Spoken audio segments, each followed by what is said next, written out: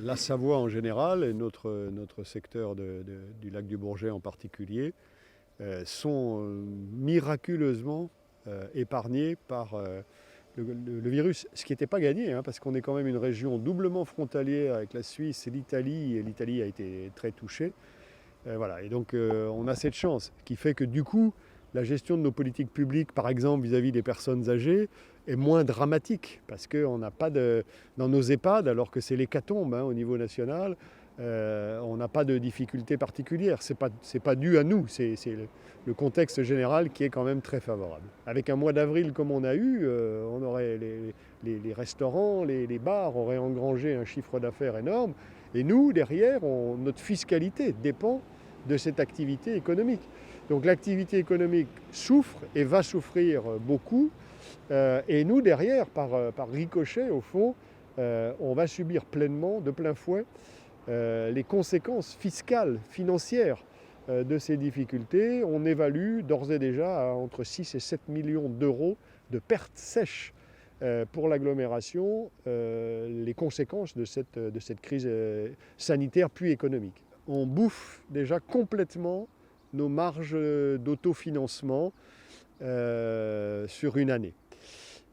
Si ça devait aller au-delà, on se retrouverait à ce moment-là avec des collectivités, et on n'est pas la plus malheureuse de toutes, qui seraient dans le rouge complètement, avec non plus des autofinancements à zéro, mais des autofinancements négatifs, ce qui est théoriquement une règle absolument impossible dans une collectivité locale. Et donc ça imposerait à l'État de prendre des mesures pour permettre aux collectivités de se retrouver dans ces situations-là, parce que sinon ça voudrait dire une augmentation massive des impôts pour pouvoir faire face à ces déficits de fonctionnement. Aujourd'hui, c'est le système économique privé qui est en première ligne et qui souffre et qui va souffrir, mais par voie de conséquence, en deuxième ligne, en deuxième vague, c'est les collectivités publiques qui vont avoir à payer l'addition de ces moindres rentrées d'activités fiscales en particulier. Le thermalisme, on a ici 30 000 curistes sur les deux établissements par an. 30 000 curistes qui restent 21 jours, ça fait 600 000 nuitées. Et un curiste sur deux vient accompagné de quelqu'un. Donc ça fait presque 1 million de nuitées sur le thermalisme. Donc c'est un enjeu monstrueux.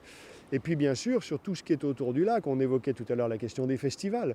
Musilac, c'est 80 000 personnes qui viennent, qui restent ici, qui consomment ici et qu'on va perdre.